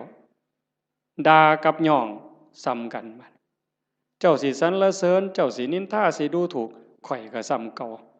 มันเข้าใจอ่ะนี่คือการยกจิตเด้อโยมบ่แม่นเฮาสิมาเอาบุญซื่อๆเด้ครูบาคือกันเด้บวชเอาบุญน่ะมันเป็นเรื่องเด็กน้อยนี่ไงเว้าหมู่เจ้านำนะซะบัดนี้อันพากันมาวัดมาว่ามาฟังเทศน์ฟังธรรมขี่รถไปฟังเทศน์บ้านนั้นบ้านนี้ไปเพี้ยนบ้านนั้นบ้านนี้ไปทำวัดเช้าวัดเย็นน้ำวัดน้ำครูบาอาจารย์ไปเอาบุญน่ะเด็กน้อยเศร้าเล่นเฮือนน้อยได้บ่เดี๋ยวนี้ฮะเรื่องเอาบุญนั้นเป็นเรื่องเด็กน้อยซะแล้วแต่ก็จำเป็นเด้เด็กน้อยมันต้องเอาขนมอ้อยเด้เอาไข่เค็มอ้อยเด้เอาบักขามอ้อยก็เอาเด้แต่ว่าเฮาก็ต้องใหญ่ขึ้นมานำจากการไปวัดไปว่าเพื่อเอาบุญให้เป็นการศึกษาเรียนรู้ธรรมพัฒนาเจ้าของยกระดับจิตเจ้าของกายนี่ยกบ่ได้แล้วล่ะนี่แต่สิสุดไปสุดไปสุดไปจักมือก็สิดับถิ่มไปล่ะใจนี่ตัวมันบ่ตายนี่ยกใจให้มันสูงก่อนตายนี่แหมแบบว่าเขาด่าบ่เครียดนี่เฮ็ดง่ายบ่ยายเขารักของบ่เสียดายนี่เฮ็ดง่ายบ่ยากเด้คันเฮาบ่ฝึกมื้อนี้สิไปฝึกมื้อใดบัดจังว่าวัดมาว่ามาปฏิบัติคือการมาฝึกเจ้าของยกใจเจ้าของอย่าให้มันไปยินดียินหายอย่ายินดีในเวลากระทบกับอารมณ์ที่น่ายินดีอย่ายินร้ายในอารมณ์ที่น่ายินร้ายมันเฮ็ดบ่ทันใดมื้อนี้ก็เพียรมันฝึกมันฝนมันประพฤติปฏิบัติเฮ็ดเอาคันเฮาเข้าใจแล้วมันจะหูทางเฮ็ดอยู่เด้มื้อเช้าอาตมาบอกโยมวัดโน่นกุลมว่าจากมื้อนี้ไปนี่ให้หาข้อบกพร่องเจ้าของทุกคนหาจุดอ่อนเจ้าของคิดพอปั๊บเขียนใส่กระดาษหน่อยไว้รถนี่เฮามีจุดอ่อนบนนี้ขี้น้อยใจขี้โกรธคือมักย่องเจ้าของว่าเจ้าของดีกว่าเขาหลายเห็นให้มันเห็นด้วยใจเข้าใจเจ้าของเบิ่งเจ้าของให้มันคักเห็นจุดอ่อนแล้วก็แก้นั่นล่ะโยมสิดีขึ้นดีขึ้นดีขึ้นดีขึ้นให้ฮักผู้อื่นสงสารผู้อื่นเห็นใจผู้อื่นให้หลายขึ้นโอ้มันได้ขอคิดหลายอยู่ดิเบิ่งหนังพระพุทธเจ้าโยมเพิ่นเอาไปให้เบิ่งอาตมาก็ได้เบิ่งข้าวนึงเพิ่นคือดีแท้มองนี่มองประเสริฐหลายสิว่าเครียดให้คนนี่ตั้งแต่เกิดมาเราสิบ่มีจักเม็ดเลยนั่นคือน้ำใจที่เพิ่นฝึกฝนมา20อสงไขยกำไรแสนมหากัปจนลงตัวชาติสุดท้ายนี่ไผสิเฮ็ดหยังก็บ่มีเครียดบ่มีขมบ่มีโกรธบ่มีบ่พอใจบ่มีหงุดหงิดมีแต่เมตตามีแต่เห็นใจ โยมก็มีคือกันสภาพจิตนี่แต่มันบ่ทันใหญ่มันบ่ทันเจริญฝึกมันเลี้ยงใจตัวนี้มันใหญ่ขึ้นคันเฮาอยากเป็นคือเพิ่นเด้คันเฮาอยากเป็นคือพระพุทธเจ้าอยากให้พุทธะเกิดขึ้นกับเฮาทุกคนเป็นพุทธะได้เป็นม่านได้ไม่ใหญ่ก็เป็นม่านได้เป็นม่านเจ้าของเป็นพุทธะก็ได้เจ้าสิเลี้ยงหยังในใจเจ้าให้มันใหญ่ให้อภัยให้ไวที่สุดเมื่อวานนี่อาตมาตั้งแต่วันที่12เมิดวัดยึดโทรศัพท์ปิดเข้ากล่องเก็บเข้าห้องใหญ่ปิดประตูล็อกกุญแจเลยแต่อาตมาย่านบ่แน่นอนก็เลยเอามาโทรตอนแรงๆโทรถามโยมคันนี่ว่าเป็นอีหยังเฮ็ดจังไดกันแน่มันนี่มันโยมทางกรุงเทพโทรมาคุยกันเพิ่นก็ว่ามีเรื่องบางอย่างที่บ่พอใจกันอาตมาก็เลยว่าคันท่าคิดว่าเป็นลูกศิษย์พระพุทธเจ้าก็อย่าเครียดคันให้อภัยเป็นลูกศิษย์พระพุทธเจ้าถ้าผูกโกรธเป็นลูกศิษย์พญามารโว้ยบ่เอาแล้วแนวนี้เว้ยว่าโยมลงเป็นลูกศิษย์พระพุทธเจ้าเพิ่นว่าเอ้าเจ้าเป็นลูกศิษย์พระพุทธเจ้าเจ้าก็อย่าไปเครียดติล่ะเศร้าเครียดติล่ะบ่แม่นผู้ใดให้เจ้าเป็นได้เจ้าเป็นเองแน่นั่นว่าโอ้ยถ้าอย่างนั้นโยมไม่โกรธแล้วเพิ่นว่าถ้าโกรธถ้าแค้นถ้าอาฆาตก็เป็นลูกศิษย์พระเทวทัตหลุดแล้วเจ้าเอาวะล่ะเลยพระเทวทัตไปฮอดลูกศิษย์พญามารพุ่นแต่ขันหูจักให้อภัยผู้อื่นสงสารเมตตาผู้อื่นให้โอกาสผู้อื่นเป็นลูกศิษย์พระพุทธเจ้าพุทธังสรณังคัจฉามิเพิ่นว่าเด้ไม่ไงว่าอยู่บ่พุทธังสรณังคัจฉามิเพิ่นว่าเด้ธัมมังสรณังคัจฉามิสังฆังสรณังคัจฉามิทุติยัมปิแม้ครั้งที่2ตติยัมปิแม้ครั้งที่3ข้าพระพุทธเจ้าถือเอาพระพุทธเจ้าถือเอาพระธรรมถือเอาพระสงฆ์เป็นที่พึ่งเป็นที่ระลึกถึงจะปฏิบัติตามพระพุทธพระธรรมพระสงฆ์บุญเพิ่นเว้าแต่บัดเครียดให้หมู่นั่นหนางอลองค่อง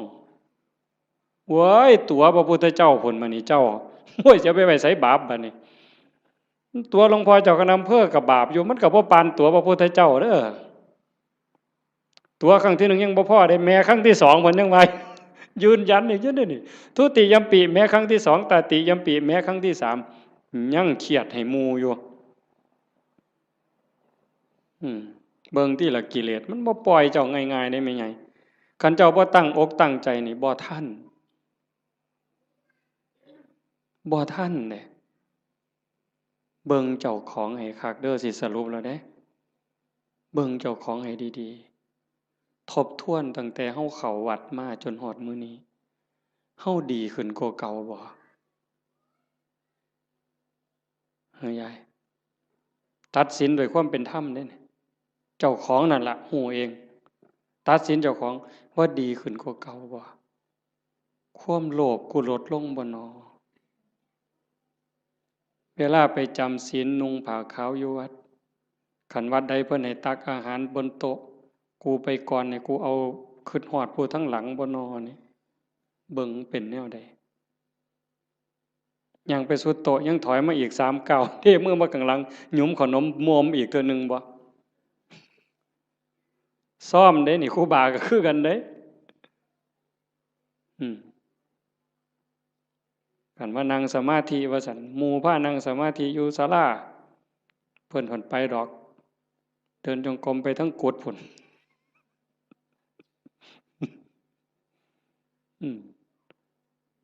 ยามปฏิบัติธรรมงานปริวาสคือกัน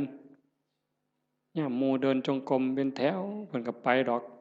ทำท่าไปห้องน้ำฉลาดได้กิเลสผู้ใดสอนมันเจ้าวะมันหูจักเอาโตรอดคอรอแค่แลแก้โตนี่ไว้ปานเกียจักผู้ใดสอนมันปานนั่นได้มันนี่ให้กว่าน้ำยังวะทิ่มกับตาลงน้ำจักมันเข้าตาใดตัวตาใดแล้วหมู่เจ้านี่คือกัน คันลองเฮ็ดหยังผิดหมู่เหลียวเบิ่งนี่เพิ่นแก้ตัวปั๊บโลดดอกนั่งฟังเทศน์ตอดเงาเงึกหมู่เหลียวเบิ่งเพิ่นทำท่าเกาหัวเสยเพิ่นเด้บ่ได้ว่าเจ้าของเงานอนจักเม็ดเด้หั่นมันฉลาดปานนั้นจักผู้ใดบอกมันหยังวะ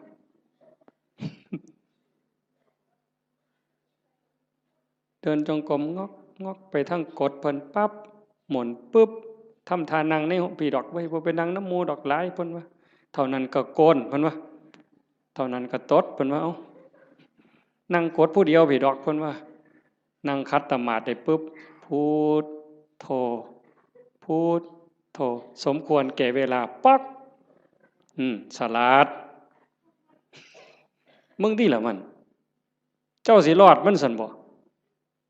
มันต้องอยู่น้ำหมู่เอาจริงเอาจังน้ำครูบาอาจารย์ตายเป็นตายเอาเพิ่นบ่ตายกูก็บ่ตายปานนั้นตัวเทื่อมันสิเป็นขู่เป็นคนนี่แม่ใหญ่ตามใจเจ้าของนี่พังหมดหลวงปู่บุญเสริมนี่เรามาอยู่นำหลายปีตามใจตัวชั่วระยำเราบ่ว่าธรรมดาเด้ตามใจตัวชั่วระยำแม่นความเพิ่นอาตมาบ่เถียงอาตมานี่ล่ะผู้หนึ่งยิ่งว่าเจ้าของเป็นอาจารย์นี่โอ้ยมือบ่อยากลุกนี่หาว่าเจ้าของเมื่อยพุ่นเด้โอ้ยเฮาเมื่อยเว้ยเพิ่นว่าจะคิดเรื่องหยังต่อเรื่องหยังเรื่องบ้านเรื่องคนแน่ผู้นั้นก็มาถามผู้นี้ก็มาถามบ่ได้พักบ่ได้พรเพิ่นว่ามื้อคืนมาดึกเพิ่นว่าเด้อันลูกวัดบ่ลูกนี่นอนตายนอนกินวัดกินว่าพุ่นเพิ่นว่าคือผู้อื่นนี่เอาให้ตายรถเจ้าของนี่โอ้ยขออ้างสารพัดวางต้นปีนี่เขาแฮงว่าสิตายแฮงแต่ได้ทามันกิเลสบัดนี้บ่ต้องลุกดอกเขาว่าเจ้าบ่สบายเขาฮู้หมดวัดนั่นล่ะโว้ยบัดเฮ็ดแนวอื่นบัดนี้แนวบ่เป็นเรื่องเป็นราวบ่ได้คิดว่าเจ้าของโซ่จักเม็ดบัดนี้เป็นแนวนั้นเด้ทั้งนั้นต้องทบทวนเบิ่งเจ้าของตั้งแต่มื้อฮู้จักความมามื้อเข้าวัดเข้าว่ามาจนฮอดมื้อนี้ความโลภลดลงบ่ความอิจฉาหมู่นี่ลดลงบ่ความเข้าใจในข้ออัดข้อธรรมมันเพิ่มขึ้นบ่ง่ายเด้อโยมเด้ออันนี้กิเลสมันก็ฉลาดเด้เวลาครูบาอาจารย์ถามปัญหาถามนั่นถามนี่มันสิทำท่ายืดไว้ดอกคันเพิ่นถามเป็นจังไดยายขอนั้นเจ้าว่าจังไดเพิ่นสิหลับตาปั๊บโลดเที่ยงทีลี่ อย่ามายุ่งเด้อข้อยกำลังนั่งสมาธิเพิ่นว่าเพิ่นย้านเพิ่นตึกถามย้านจากอายหมู่มึงที่ละมันนี่ก็คือม่านย่าถ้าเฮาปฏิบัติธรรมบ่เห็นม่านย่าเจ้าของนี่จบแม่ใหญ่เจ้าอย่าคุยข่อยบอกเลยว่าเจ้าอย่าคุย สมเจ้าว่าแต่พระครูเด้อเว้ยฮอดสมเด็จเจ้าคุณสมเด็จว่าไปโลดคันเจ้าบ่เห็นม่านยาเจ้าของบ่เห็นเล่ห์เหลี่ยมในใจเจ้าของนี่มันว่ามันตัวผู้อื่นที่แท้มันตัวเจ้าของเล่ห์เหลี่ยมตรงนี้น่ะต้องเห็นตัวนี้เห็นจิตในจิตตรงนี้เจ้าจังสิเข้าใจธรรมะเจ้าจังสิเห็นหน้ากิเลสคันเจ้าบ่ทันเห็นจิตในจิตบ่ทันเห็นตรงนี้เอ้ยต้อยเจ้าหอพุ่นต้อยหออีหลีโยมให้เจ้าหอสำนกนี่ไปรถไปให้เจ้าหอสำนกเรียกนี่จะว่าแต่3โต6โตให้เจ้าบอกมาโลดถูกทุกงวดก็สร้างเจ้าบ่ม่มนรกดอกไปบ่รอดเจ้าพัฒนาจิตเจ้าบ่ได้แน่ๆอย่าว่าได้ใหญ่ทั้งสัญญาติโยมต้องฝึกการละบาปการทำบุญการทำดีแล้วก็ต้องละเฮ็ดหยังทำหยังพยายามว่างยิ่งเฮาทำบุญบ่ต้องเอาหยังอย่าเอาแม้แต่คำย่องคันเฮ็ดได้ตรงนี้สิใกล้พระพุทธเจ้าได้นี่บ่ง่ายเด้คันเฮาไปบ่ใกล้พระพุทธเจ้านรกมันเอิ้นเฮาอยู่ทอดกฐิน8ล้านกองนรกมันก็เอิ้นเจ้าอยู่เนี่ยรักษาศีลจนตายมันก็เอิ้นเจ้าลงนรกอยู่นี่เอานั่งสมาธิจนหอได้จนหายโตมันก็เอิ้นเจ้าลงนรกได้คือเก่าแต่คันเจ้าเห็นจิตในจิตเข้าใจเจ้าของหูจักละหูจักว่างเห็นกับกิเลสมันกระซิบเจ้าหูจักหนามันแล้วก็ยันหน้าผากมันออกนั่นเจ้าสิเข้าใจ แล้วก็ฝึกละฝึกว่างตัวนี้คือบ่ให้ปุ๋ยมันเลยบ่ให้อัตตาบ่ให้ตัวตนบ่ให้ม่านมันได้ช่องจังสั่นเฮาเฮ็ดหยังทำทานทำหยังบ่ต้องมีสื่อมีเสียงดีที่สุดตัวนี้มันสิยกเจ้าขึ้นไปสู่อริยมรรคไปเลยสู่อริยมรรคอริยผลแต่ขันยังยากน้ำสื่อน้ำเสียงอยู่นี่ว้ายว่าออกบุญกฐินเด้อว่าตามสมควรหรือตามกำลังก็แล้วแต่ออกมาออกแล้วไปนั่งอยู่เฮือนเงี่ยงหูหน่อยฟังย่ำไอ้กำนันสิอ่านสื่อกูหนอตอนกำนันอ่านสื่อเจ้าของล่ะไปฆ่าอาบน้ำบ่ได้ยินออกมาแต่อาบน้ำโอ้เศร้าอ่านอีก2 คนเมิดเว้ยบ่มีสื่อกูว่ะไทไหนมาหอดกำนันคือบ่อ่านในข่อยแน่ล่ะเพิ่นว่าตายได้นั่นน่ะขาดทุนโยมสุบินนี่ไปออกวิทยุคือกันแล้ว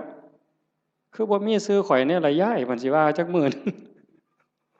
บ่ได้โยมขาดทุนตอนนั้นเด้อตอนนั้นขาดทุนเฮ็ดแล้วล่ะก็ปล่อยไว้ลองเบิ่ง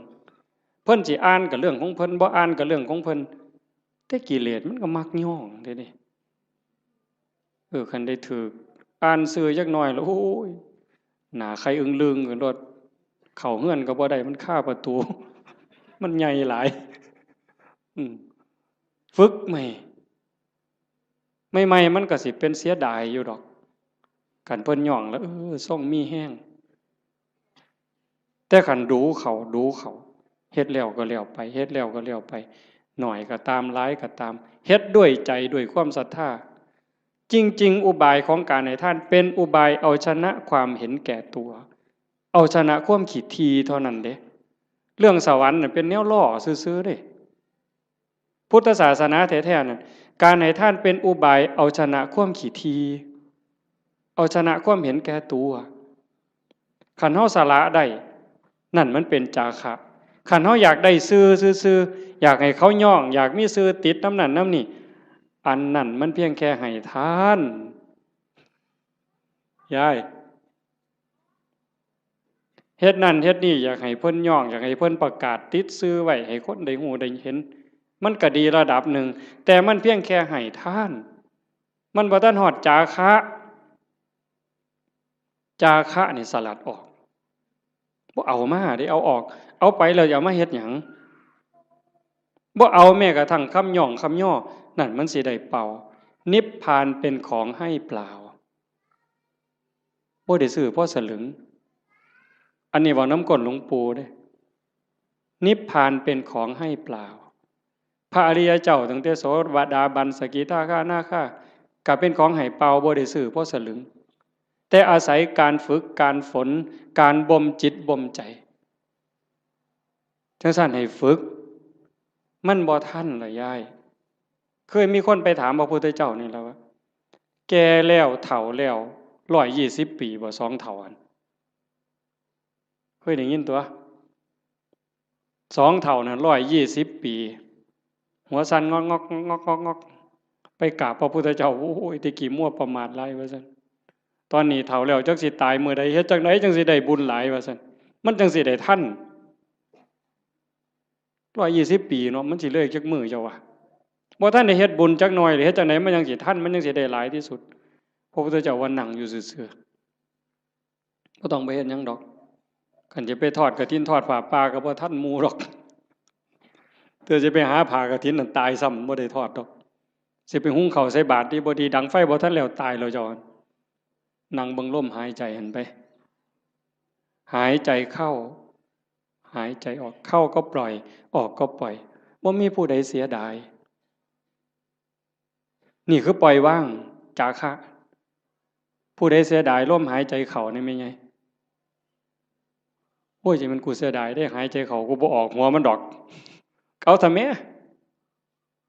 กันเสียดายอะไรหายใจเข้ามีแต่เอาอย่างเดียวหายใจเข้าเลยเจ้าบ่ต้องให้มันออกมาดอกเสียดายมันเอาเลย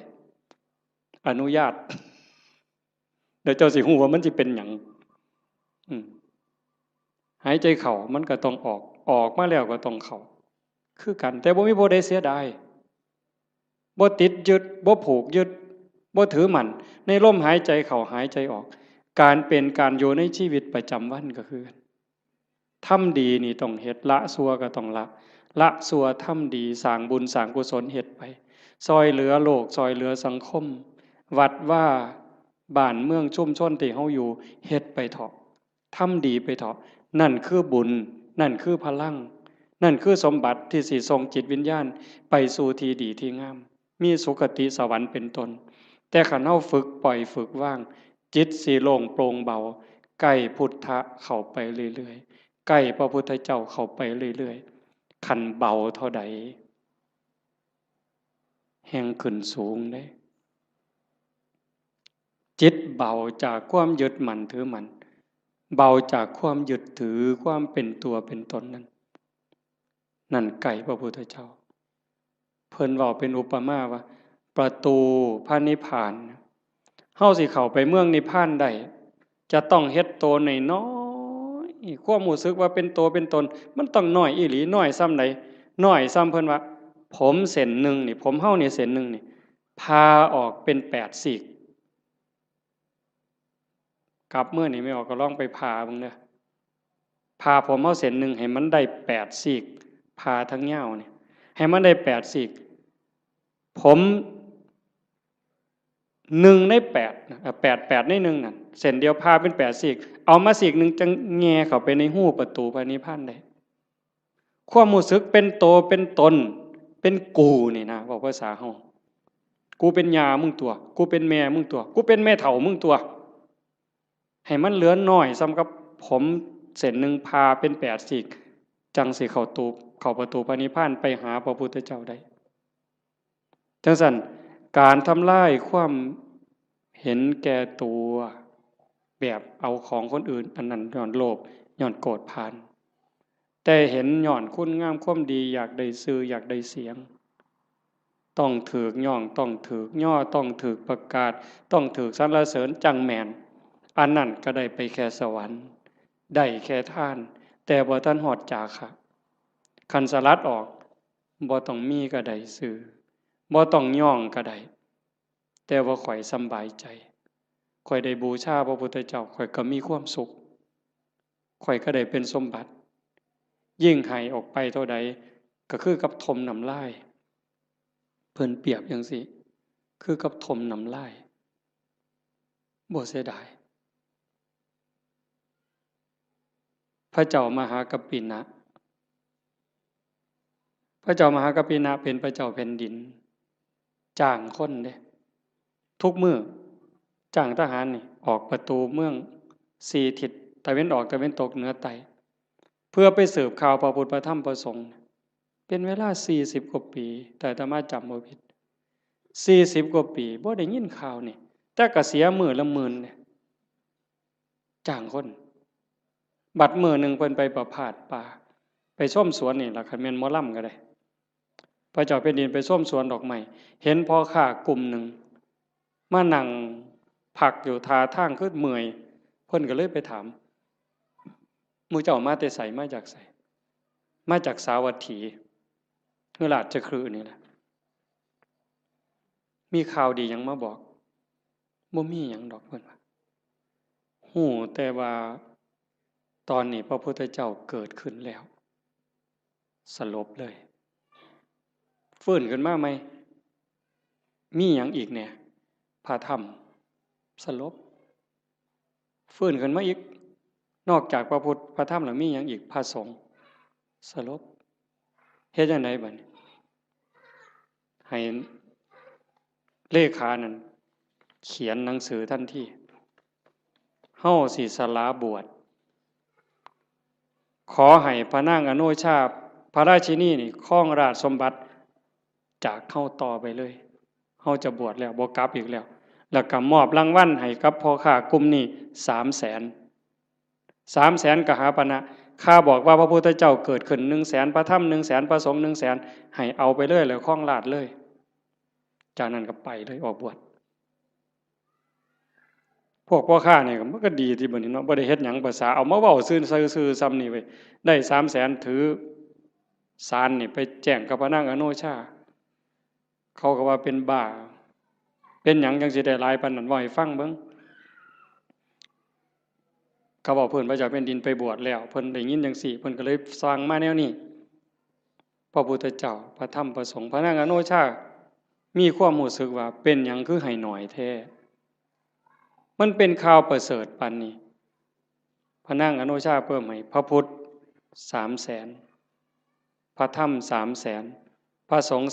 300,000เป็นเท่าใด1,200,000ไม่ใหญ่1,200,000เนี่ยมาแจ้งข่าวพระพุทธพระธรรมพระสงฆ์ซื่อๆแล้วก็ถามว่าพระเจ้าแผ่นดินไปไสเพิ่นออกบวชแล้วไปหาพระพุทธเจ้าแล้วเพิ่นบอกให้พระราชินีนี่คล้องลาดนี่อ่านหนังสือให้ฟังพระนางอโนชามีความรู้สึกว่าเรื่องอีหยังราชสมบัติทั้งหมดนี่คือกับน้ำลายที่พระเจ้ามหากัปปินะทมถิ่มลงกลางดินเรื่องหยังเขาจะไปดูดเอาน้ำลายมากินใครแม่นเฮาเนี่ยมันบ่เป็นแนวนั้นเด้ถ้าบุญบ่พอนั่นคือบุญเปิ้นพร้อมบุญพอแล้วเข้าใจในเงื่อนไขของชีวิตเข้าใจเงื่อนไขของวัฏสงสารแล้วความจริงของโลกของธรรมแล้วพระนางอโนมามีความรู้สึกว่าราชสมบัติอำนาจทั้งหมดคือกับน้ำลายที่พระเจ้ากับพระเจ้ามหากัปปินะทมถิ่มแล้วเรื่องหยังเฮาสิไปดูดมากืนกินเฮาก็สิบวชคือกันออกบวชคือกันตอนเพิ่นไปเฝ้าพระพุทธเจ้าเพิ่นบอกอัศจรรย์อัศจรรย์ไปพ่อแม่น้ำพระเจ้าแผ่นดินไปก่อนไปพ่อแม่น้ำบ่มีแพบ่มีเหือเฮ็ดจังได๋อ้างคุณพระพุทธเจ้าด้วยสัจจะที่ไปเฝ้าพระพุทธเจ้าออกบวชด้วยศรัทธานี่ขอให้สายน้ำนี่อย่าสะเป็นคือน้ำให้น้ำเป็นคือหินขี่ม้าเหยียบน้ำไปคือเหยียบหินนี่แก๊บแก๊บแก๊บแก๊บแก๊บแก๊บบ่เปียกบ่หยังเลยสายที่2คือกันสายที่3คือกันสายผ่านแม่น้ำ3สายไปได้มา1,000 คนมา1,000 ตัวคน1,000 คนพระนางอนุมาตามไปพวกผู้ชายไปก่อนได้ฟังธรรมก่อนบรรลุธรรมก่อนพระเจ้ามหากัปปินะพร้อมทั้งบริวารทหารนั่น1,000บรรลุธรรมพวกพระราชินีตามไปสาราราชสมบัติตามไปคือกันไปเจอน้ำกับคนฉลาดพระเจ้าแผ่นดินเพิ่นไปได้แนวใดบ่มีเรือบ่มีแพเพิ่นต้องอาศัยสัจจกิริยาจังซี่ตั้งใจตามไปได้คือกันสายที่2ก็ข้ามได้สายที่3ก็ข้ามได้พอไปฮอดพระพุทธเจ้าถามหาพวกพระเจ้าแผ่นดินนี่เห็นมาบ่พระพุทธเจ้าเพิ่นฮู้ว่าพระราชินีนี่มีศรัทธาบวชจริงแต่เมียทหารที่ตามมาอีก1,000 คนน่ะมันบ่ได้ศรัทธามาบวชเด้นำมาเอาผัวซื่อๆได้ซุ่มนั้นสินำมาเอาผัวหลบไปแต่พระราชินีนี่ตั้งใจบวชจริงพระพุทธเจ้าเพิ่นเลยว่าให้เห็นตอนนี้บ่ได้เพิ่นเลยบอกว่านั่งลงก่อนฟังธรรมก่อนหลังจากฟังธรรมแล้วหมู่เจ้าก็จะเห็นสามีเองดอกให้ใจเย็นๆพระพุทธเจ้าแสดงธรรมจบปั๊บเข้าใจบรรลุธรรมเป็นโสดาบันพวกผู้ชายได้ฟังรอบ2เป็นพระอรหันต์หมดความอยากได้ผัวลบไปมันหมดแล้วบวชเป็นภิกษุณีนำกันต่อพุ่นเด้จังสั่นเฮาสิเฮ็ดหยังทำหยังก็คือกันเด้อโยมเด้อลองทดสอบเบิ่งจากการท่าน5 บาท10 บาท100 บาทแสนบาทล้านบาทท่านแล้วเพิ่นย่องประกาศซื้อเขียนป้ายติดให้เฮาก็ได้มาแล้วหลายเทื่อหลายรอบบัดนี้ลองเบิ่งว่าเฮาลองบริจาคหน่อยก็ซังหลายก็ซังบ่ต้องเขียนชื่อก็ได้คันไว้ใจกันบ่ต้องเขียนก็ได้แล้วเบิ่งความรู้สึกมันสิเป็นอีกแนวหนึ่งมันสิเป็นอีกแบบหนึ่งรสชาติมันต่างกันลองเบิ่งแล้วบ่ลองบ่ฮู้บ่ให้ฟังก็เพราะปานนั้นมันต้องเฮ็ดด้วยตนเองมื้อนี้เว้ามาโดนพอสมควรบ่ได้เว้า 7-8 มื้อมันเลยสิเว้าหลายจักหน่อยแต่ว่าเสียงมันบ่คืนก็เห็นว่าพอสมควรอาจจะได้เรื่องบ้างบ่ได้เรื่องบ้างจริงใจอาตมาตั้งใจว่าสิเว้าเรื่องนึงเรื่องศาสนามีคนฝากมาอยู่แต่ว่ามันลงไปบ่ได้ก็สร้างมันเถาะ ก็ขอฝากเพียงแค่ว่าให้ญาติโยมนี่รับผิดชอบเจ้าของบ่มีผู้ใดซอยผู้ใดได้บัดฮอดบัดสุดท้ายได้โยมบัดเฮานอนอยู่เทิงเตียงนอนติดสาดติดเสือจังสิเข้าใจตนแลเป็นที่พึ่งของตนอัตตาหิอัตโนนาโถจังสิเข้าใจตัวนั้นคันบ่จังสันบ่ท่านเข้าใจโยมแต่ว่าเฮายังโชคดีจักหน่อยว่าเฮาได้เข้าวัดได้ฟังธรรมได้ปฏิบัติธรรมฝึกตายดูๆบ่แม่นเว้าเล่นเด้ยามมื้อแลงไหว้พระนั่งสมาธิแล้วบัดนอนลงลองบอกว่านอนลงเทื่อนี้สิบ่ได้ลุกอีกแล้วเด้อตายแล้วล่ะบัดนี้บอกเจ้าของจังซี่แล้วก็ทำใจหามันแม่นอีหลีเลยนี่จังได๋สิเฮ็ดแนวใดเครียดให้ไผสั่งให้ไผอาฆาตไผติดหนี้ผู้ใดว่างละออกขันใจเฮายังวุ่นวายมันไปอบายเด้สอนเจ้าของจังซี่เฮ็ดจังไดใจสิสงบขันใจสงบก็ไปสู่สุคติจังสันนอนลงกับเบิ่งอาจจะเบิ่งล่างเจ้าของนอนไล่ตั้งแต่ฝ่าเท้าฮอดปลายผมตั้งแต่ฝ่าเท้าฮอดปลายผมปลายผมฮอดฝ่าเท้าบาปก็เฮ็ดบุญก็เฮ็ดดีก็เฮ็ดหลายบุญก็เฮ็ดหลายชั่วก็มีสุดท้ายก็ซ้ำนี้ตายแล้วเอาหยังบ่มีแนวเอาร่างกายก็เอาบ่ได้มีอย่างเดียวที่สิปลอดภัยที่สุดคือเฮ็ดใจให้สงบหลังจากเบิ่งร่างกายจากฝ่าเท้าฮอดปลายผมมืออยู่จังใดแขนอยู่จังใดขาอยู่จังใดหันมาเบิ่งลมหายใจหายใจเข้ายาวละเอียดออกยาวละเอียดลมเข้าลมออกลมเข้าลมออกผู้ใดใส่พุทโธกับพุทโธไปให้มันหลับไปครับจังสันซุมื้อนี่คือการเตรียมตัวตายที่ดีที่สุดบ่มีผู้ใดซอยได้ที่ว่าเฮ็ดกฐินล้านกองหาบัดเฮาเจ็บเฮาปวดแม่ใหญ่บัดใกล้สิตายมันเจ็บมันปวดทุรนทุรายมันบ่คิดฮอดกฐินนั่นดอกบ่คิดฮอดปิ่นโตบ่คิดฮอดบวชลูกบวชหลานซ้ำดีบ่ดีนิมิตขาเป็ดขาไก่ขากบขาเขียดมันมาหลอนเอาใจขาดปัดตอนกำลังทุบหัวกบใจขาดปัดไปเลยตกนรกท้วนเลยกฐินแสนกองท่าให้พ้นจากกบตัวนั้นก่อนแต่ขันเบิ่งจิตเบิ่งใจให้ดีเบิ่งลมให้ดีเฮ็ดจิตให้สงบให้มันเป็นนั่นล่ะบาปก็บ่เอาบุญก็บ่เกี่ยวละอย่างเดียวว่างอย่างเดียวบุญเนี่ยมันตามอยู่แล้วว่างอย่างเดียวจิตเป็นอิสระดีบ่ดีจากปุถุชนคนกิเลสหนายกไปสู่ความเป็นพระอริยเจ้าได้บ่พ้นสมัยเด้พระพุทธเจ้าเพิ่นบอกยืนยันว่าแม้ปัจจุบันพระอรหันต์ก็ยังเป็นได้ตราบใดที่พุทธบริษัทยังเป็นอยู่โดยชอบโลกนี้จะไม่ว่างจากพระอรหันต์โยมก็เป็นได้หมดทุกคนขออนุโมทนาสาธุกับญาติโยม